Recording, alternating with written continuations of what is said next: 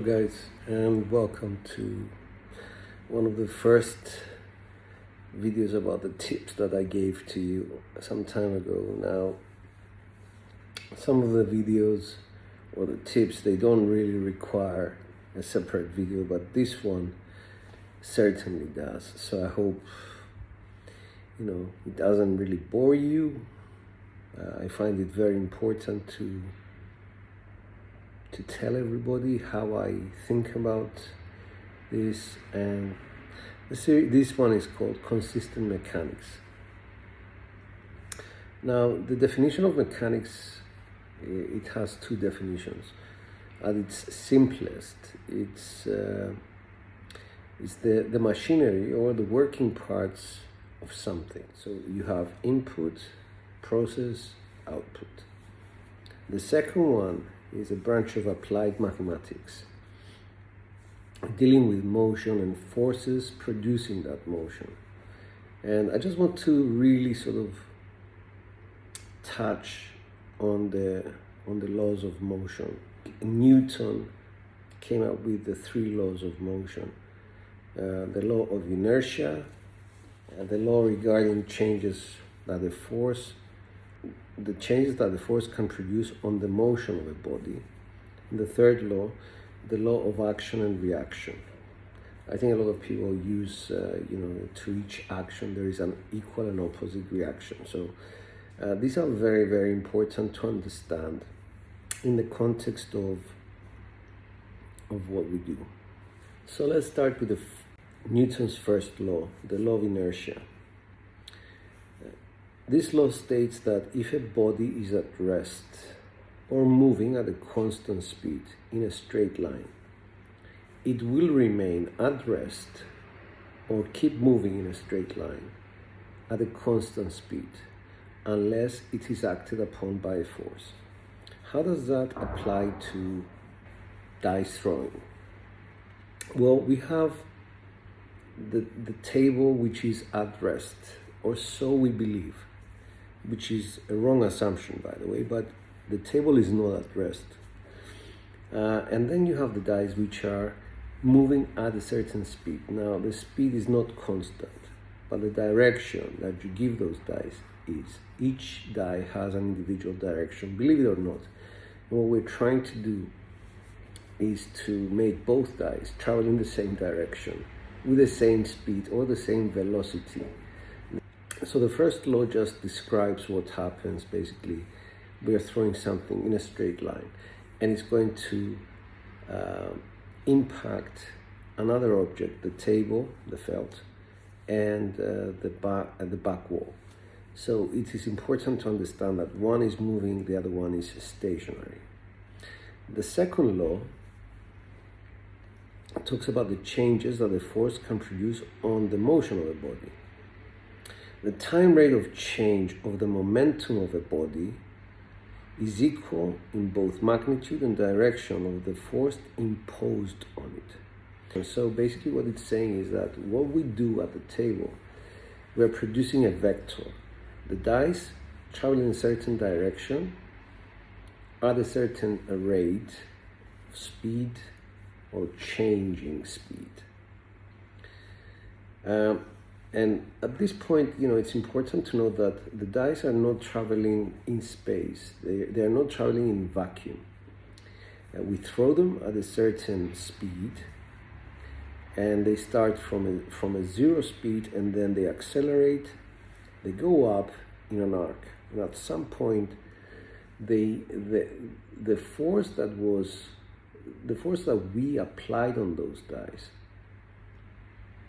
actually starts diminishing, simply because as the dice start to travel, there is a net force acting upon them.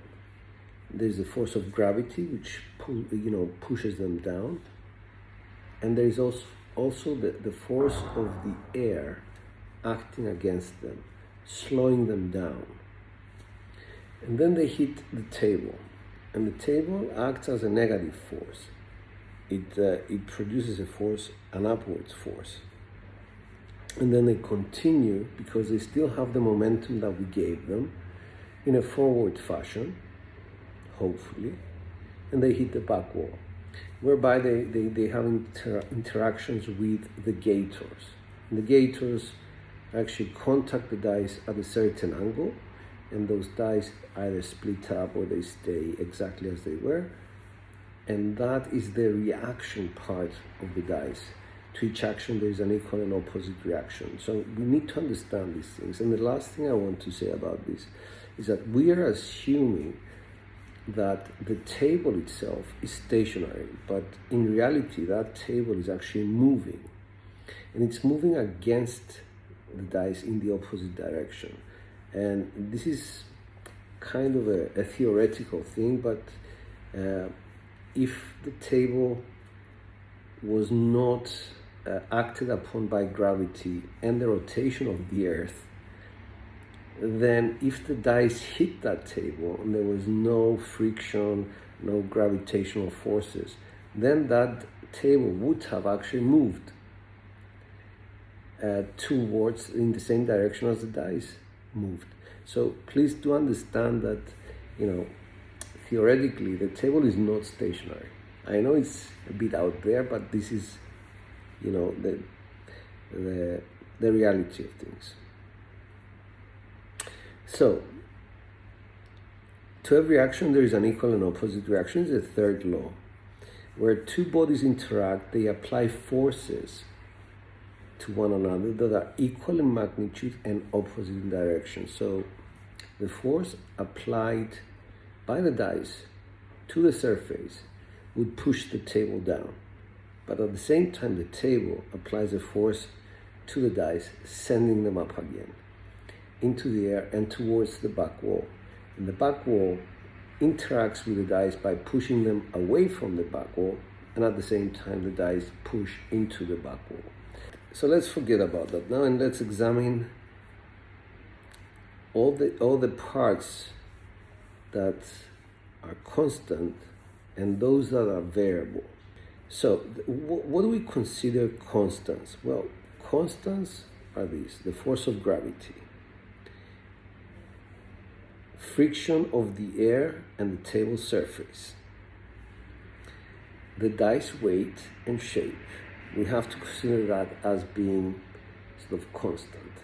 I know the dice actually get sort of worn out after a lot of throws, but we have to consider them as marginally changing, so it will not affect us so much. The surface bounce, the height and texture. Basically, the surface bounce has to do with the material that a casino will apply to their surface, the underlayment, etc., etc. The height of the table is constant as well. It doesn't change.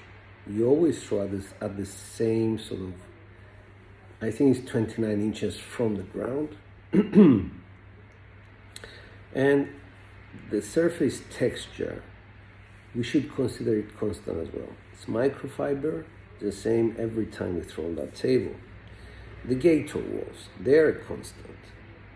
Their angles, basically how the pyramids are facing the dice, doesn't change. So we have these as constants all the time, whether you are or whether you're not a random shooter. What are the variables? An inexperienced shooter's grip.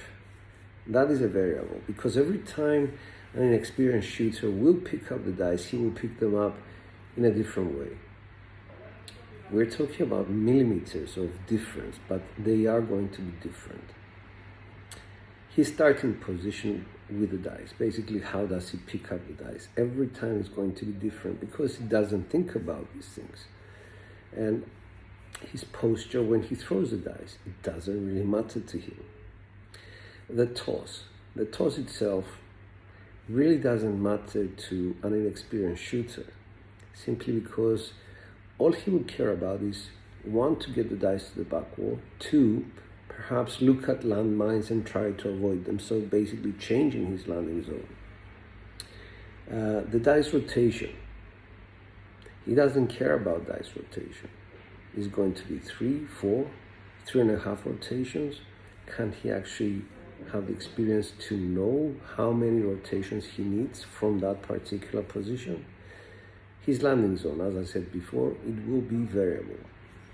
The choice of dice set families that he will choose.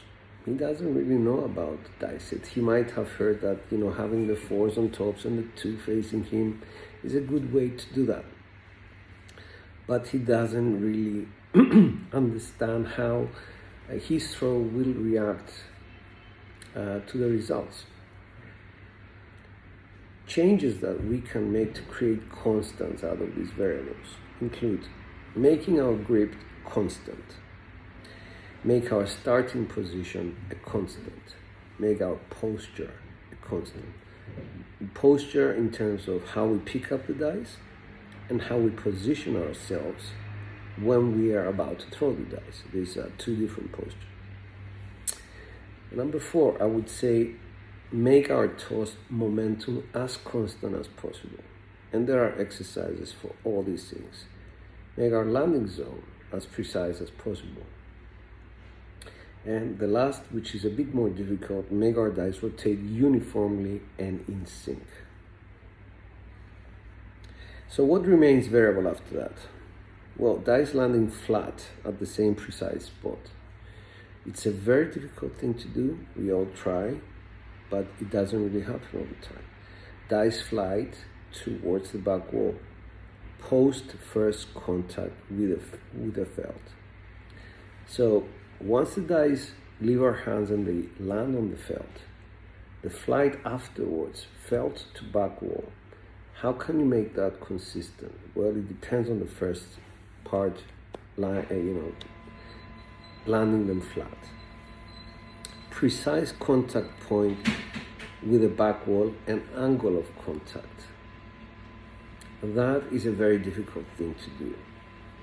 You have to, be within 19 millimeters precision every time, hit the same spot every time. It's not that easy. And the post back wall impact momentum and after travel, meaning distance of separations between the two dice and how far does each die rotate after that. So this has to do a lot with the momentum that we input into the dice before they leave our hands. If the dice have consistent momentum between the two of them, then you should expect the after travel, once they hit the back wall, to be similar. As far as landing them together, it doesn't really mean much to me at this point in time. I just want them to have exactly the same momentum so that when they hit the back wall, they sort of travel and stop at approximately the same distance from the back wall. This is more important to me and more in line with consistent mechanics. So let's go into the exercises to become consistent. So the first one is to get your hand-to-eye coordination up and running in terms of the momentum needed for your dice to hit the back wall. You start throwing the dice from a short distance from the back wall. So that's, I would say, maybe 20, 25 inches away from the back wall. And just throw them with just enough energy for them to touch the back wall. Repeat that for about 10 times. And then if you see that you're becoming consistent, move back. Let's say another 5 inches back. And repeat. You will notice that slowly, you are exerting less and less energy, but just enough energy for those dice to hit the back wall.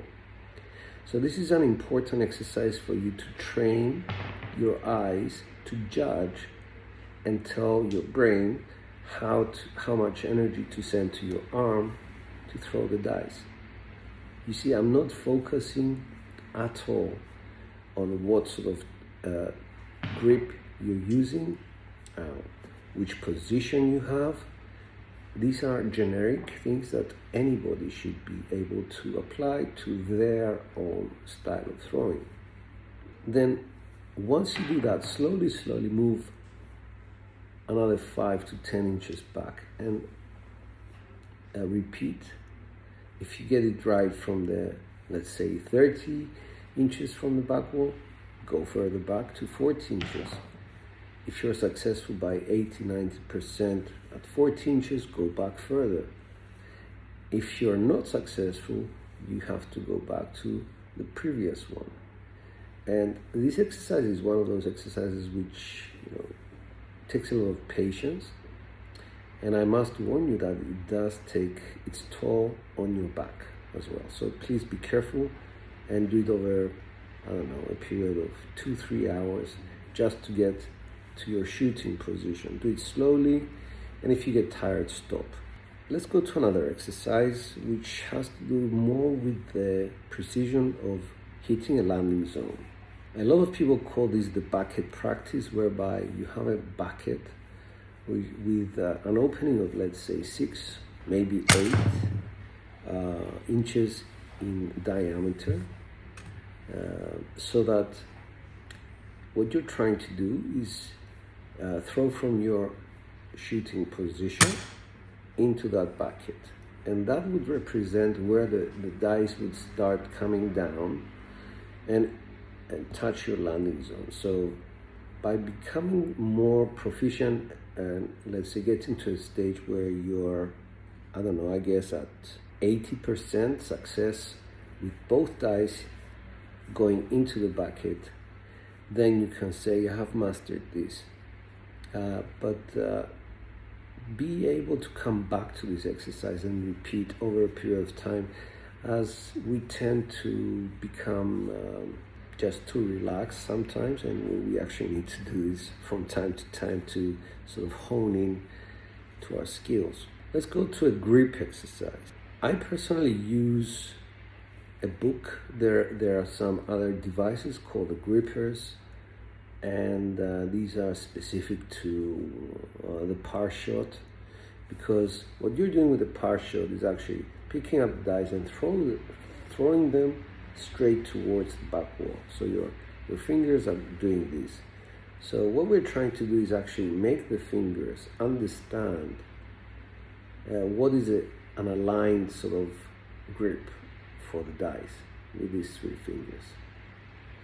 And naturally our fingers, the middle finger is longer, so we need to teach it how to sort of become one with the other 2 fingers, the index finger and the ring finger.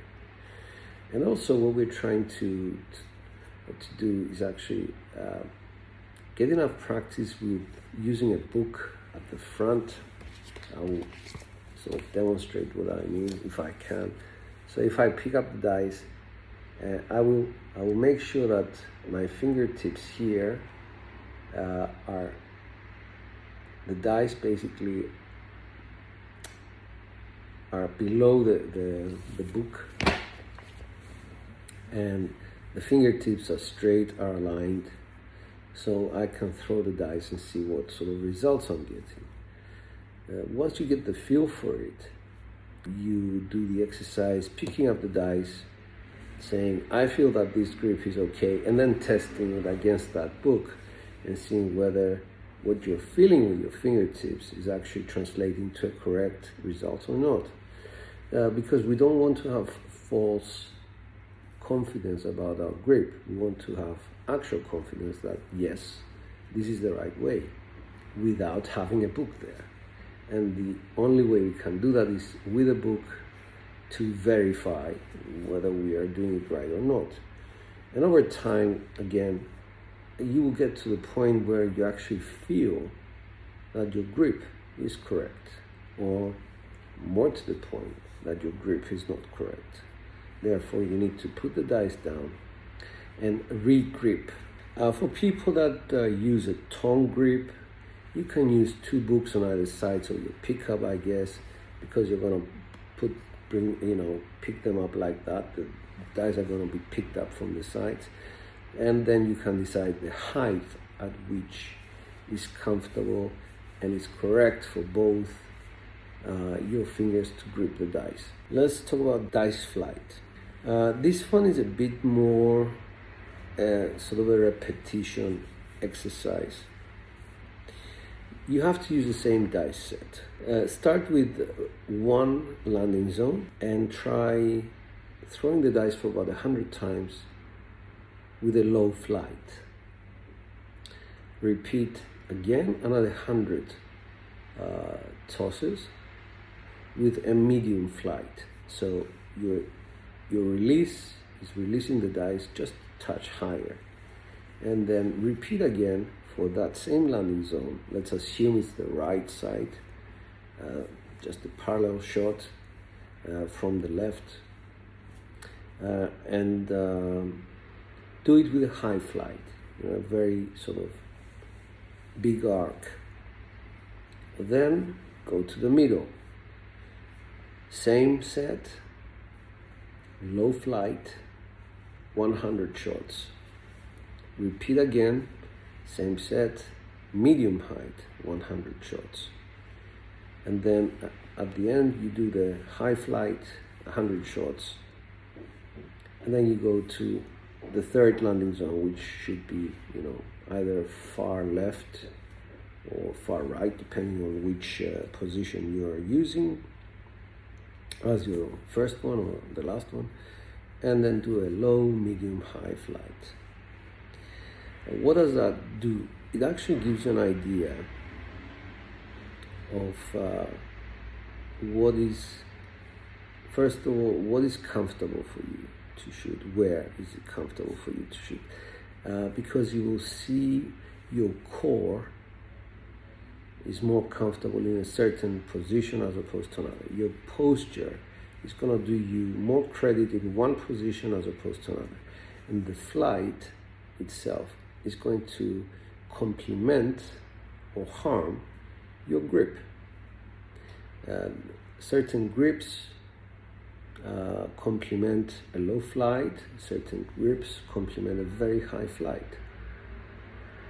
And comfort is very important for you, for your whole body, because you're there for a long time.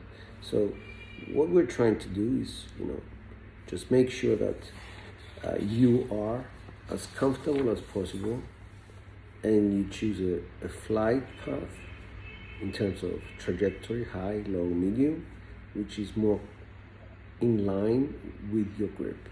At the end of this last exercise, I would say compare the results of all the 9 different positions / trajectory heights, and assess the results, the comfort, and the accessibility, of course, of that particular landing zone in real live action. For example, I would say that if you throw into the hook, a lot of the times the hook is free. The one which is closer to the dealer is freer as opposed to the other hook, whereby a lot of people are on the table, and there probably are quite a few bets there. Another exercise regarding hand-to-eye coordination. You should do dummy runs of your forward swing without throwing the dice, but focusing your eyes on the landing zone. And you should do 10 repetitions, and then throw the dice and see how accurate your targeting is. Repeat one real throw after 10 dummy throws and see how accurate you can get. Maybe, just maybe, your eyes should be focusing either forward from where you were focusing, or even further back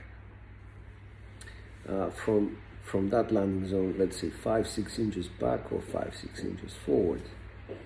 And this is actually going to recalibrate your eye coordination in order to send the dice where you actually want to, as opposed to where the eyes are looking, but you're not really hitting that landing zone.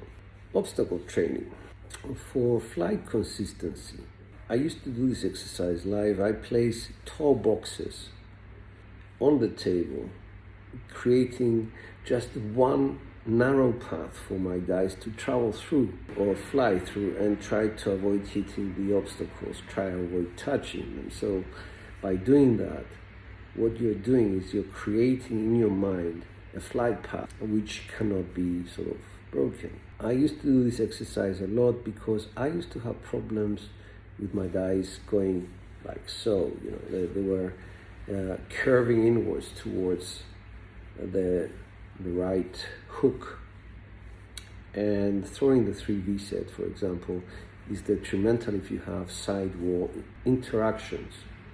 You want the dice straight so that if they don't hit the side walls, the chances of them exploding becomes a little less. Posture exercise. Learn to stand exactly at the same spot when you throw. Learn to use your resting arm to your advantage on pickup and during the toss. Learn to use it as a stabilizer, making your body a tripod. For example, your hand and 2 feet, they become a tripod, your resting hand. So you give your throwing hand a chance to be more stable throughout the whole process of throwing the dice. Feet. Decide through practice whether you want your feet square to the table, both feet together, or left foot back, which is making your core, if you go left back, your core turns to the left naturally. Therefore, if you look down the other end, you will be shooting a little bit more to the left as opposed to straight or to the right. And same goes for right foot back. It will send your dice, or the natural position of the core will aid throwing straight or throwing a little bit to the right. So it's, things like that. You should determine where you want to shoot. Stick with these postures throughout the sessions. Make sure you are not being stretched while assuming that posture. Uncomfortable posture will cause unexpected core actions during your throw. But also note that some postures help you propel the dice with more energy than other postures. And this becomes, I think, more evident when we're talking about people shooting from the end. There is a lack of energy to propel the dice to the back wall. And fixing your posture actually does help a lot, because your core becomes a propellant as opposed to holding your energy levels back. Consistency in the steps before the toss. All right, let's learn to break down the steps of your toss into distinct and separate actions. Some of those actions are mental and others are physical actions. Number 1, posture for your pickup. It has to be consistent. Number 2, change your posture and get ready for your toss. You have picked up the dice, you're about to grip the dice. It's posture for the toss. Grip the dice in the way that you want to, and do a validation test by feel. How do they feel in your hands? Are you happy that they're a brick, the single unit, or are they just playing around in your fingers? Are the fingers placed correctly, or do you feel an inequality of alignment between index and ring finger? Things like that. Once you do that, and you say, yes, I feel that the grip is okay, forget about the grip. You need to actually compartmentalize this. Placing the dice into their starting position. You need to place the dice at a consistent starting position. It has to be the same every time, because we want the distance they travel to be exactly the same distance to the landing zone. If you change that, you just became inconsistent. Targeting your landing zone by eye. You have to stop and forget about your starting position. So this is how we departmentalize things. Visualize the flight path and the dice release. You need to actually visualize before you send those dice out.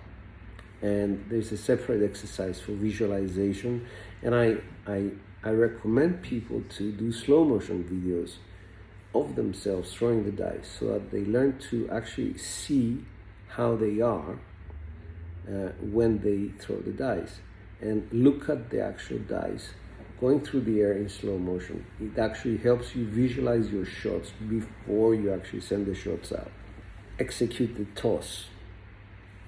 Up to this point, you have to forget each step that you took before.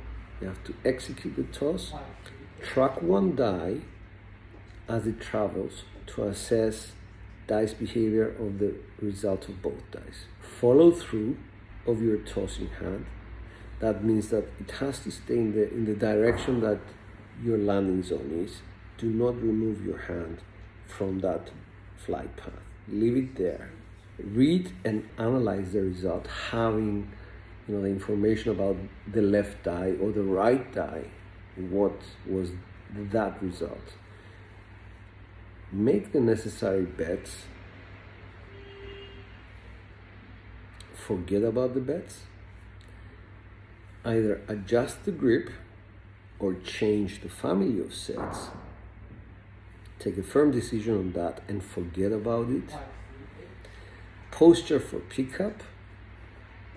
Forget about it once you do that. Posture for the toss.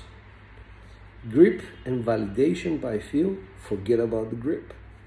Place the dice to the starting position and then forget about it. Target the landing zone by eye and forget about starting position. Visualize the flight path and dice release. Execute the toss.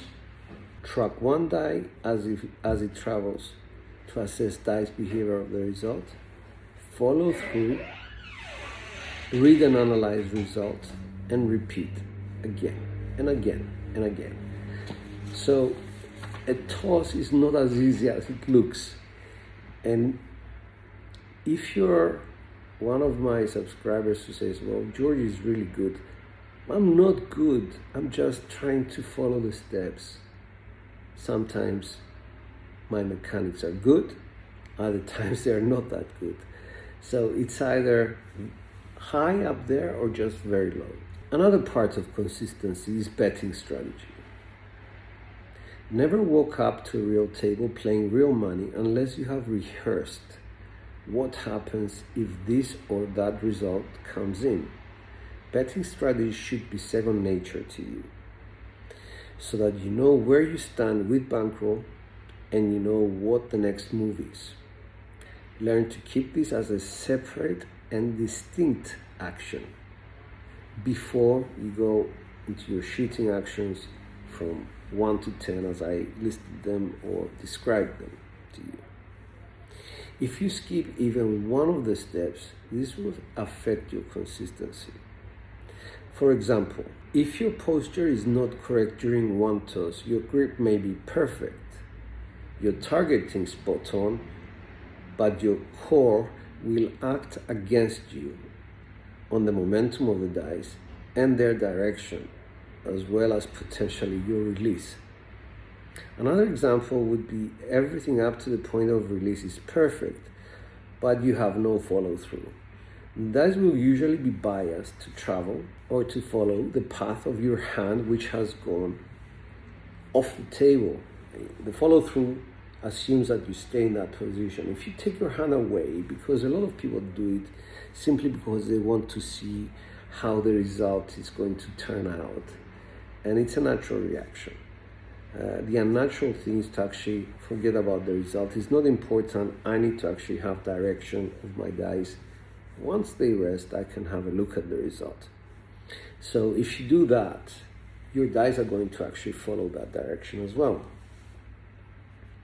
So this is, the follow through is just as important a step as posture is. Everything is important. Every step is crucial as any other in becoming consistent and experienced as a shooter. And every step missed can be identified through its result and correct it by an experienced shooter for his next toss. Hopefully, it won't be a 7 out.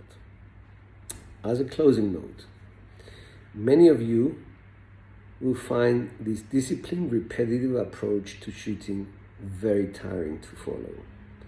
But those of you who stick with it will learn to recognize mistakes or omissions in the steps described above and be able to correct them before the 7 out occurs. By being consistent in every step, it becomes much easier for you to understand why a 7 happened, but more to the point, how you can avoid it becoming a recurring theme every, let's say, 4 rolls. Having said that, there are only a few more true indicators than the 7 to tell you what steps you missed and what corrections you need to make for your next toss. An example of this is on a 3V set we have, if you stay on axis, we have 2 indicators which are non-7 results. On a 3-2-3-6, for example, the 5-6 yaw and the 2-1-3 are double pitch results. This is actually an indicator that something is going wrong with your toss. They are not 3-4-7s, as opposed to hardware set, whereby if you double pitch, you only get 7s on axis. So have that in mind. You have indicators that can help you adjust your grip, adjust your family of sets, or just hybrid the set that you're using. In our next tutorial, I will try and share with you how to read dice results and extrapolate information from those results which can be used in your next toss. We will talk about families of sets as well as how we define dice behavior for each die as well as for both dice. Let me know if you have any questions from this video, and I will be more than happy to go into more detail in order to explain to you. This is George. I hope you enjoyed this. It's a series, and hopefully there is another 6 or 7 videos which are going to be part of this series. Hope you enjoyed it.